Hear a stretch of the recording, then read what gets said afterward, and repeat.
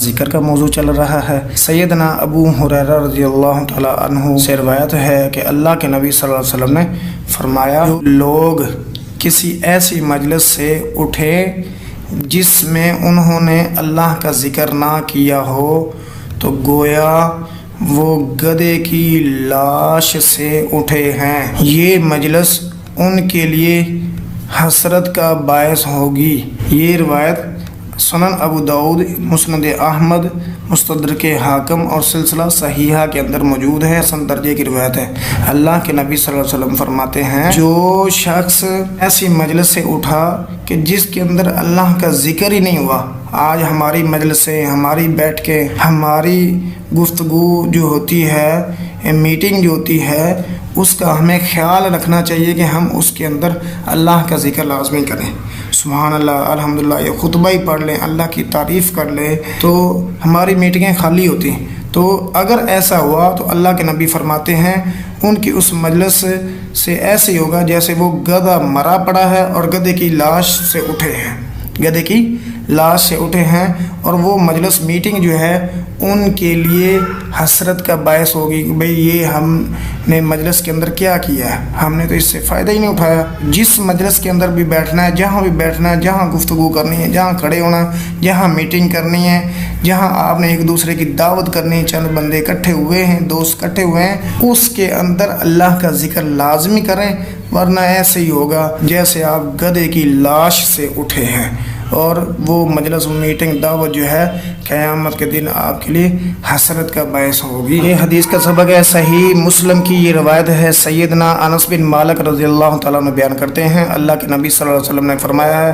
رأیت الجنۃ والنار، رأیت الجنۃ والنار، رأیت الجنۃ والنار، رأیت دیکھی میں نے جنت اور جہنم، یعنی اللہ کے نبی صلی اللہ علیہ وسلم فرماتے ہیں میں نے جنت اور جہنم دیکھی ہے۔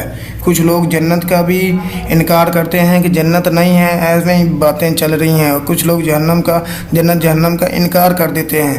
تو یہ دلیل ہے کہ اللہ کے نبی صلی اللہ علیہ وسلم نے فرمایا ہے کہ میں نے جنت جہنم دیکھی ہے۔ بہت سے دلائل موجود ہیں قرآن و حدیث کے اندر کہ جنت جہنم جو ہے وہ موجود ہیں۔ تو یہ حدیث اتنا سا ٹکڑا آپ نے یاد کر لینا ہے۔ اللہ کے نبی صلی اللہ علیہ وسلم نے فرمایا رأیت الجنۃ والنار، میں نے جنت اور جہنم دونوں کو دیکھا ہے۔ گرامر کی دوسری کتاب، اس کے اندر ہم فعل یاد کریں گے، تارکا، ان کے ترجمے یاد کریں، اس نے چھوڑا، تارکا اس نے چھوڑا، غسلا اس نے دھویا، واجدہ اس نے پایا مطلب حاصل کیا، بلغ وہ پہنچا، قصد اس نے ارادہ کیا، قصد کیا، کسب اس نے کمایا، طلب اس نے بلایا، طلب کیا، رفع اس نے اٹھایا، حمد اس نے تعریف کی۔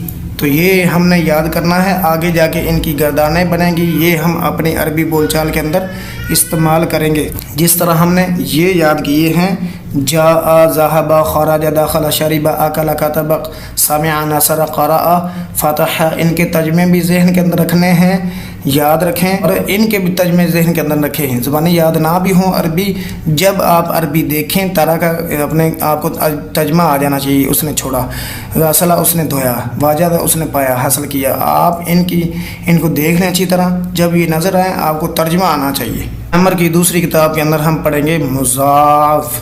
مضاف اسے کہتے ہیں جس کے اندر دو حرف اصلی ایک جنس کے ہوں، یعنی ایک جنس کے دو حرف ہوں، اس کو مضاف کہتے ہیں۔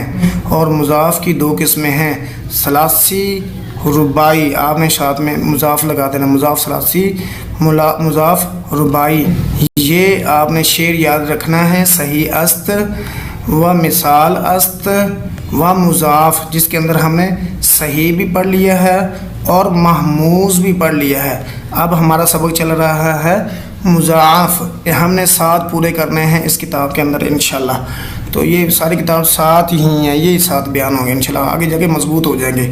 تو صحیح وہ ہے جس کے اندر 3 چیزیں نہ ہوں، حرف علت نہ ہو، حمزہ نہ ہو، 2 حرف ایک جنس کے نہ ہوں، مطلب کہ محموز کی نشانیاں اس میں نہ ہوں اور مضاف کی بھی نشانیاں اس میں نہ ہوں۔ محموز میں حمزہ آتا ہے اور مضاف میں 2 حرف ایک جنس کے آتے ہیں۔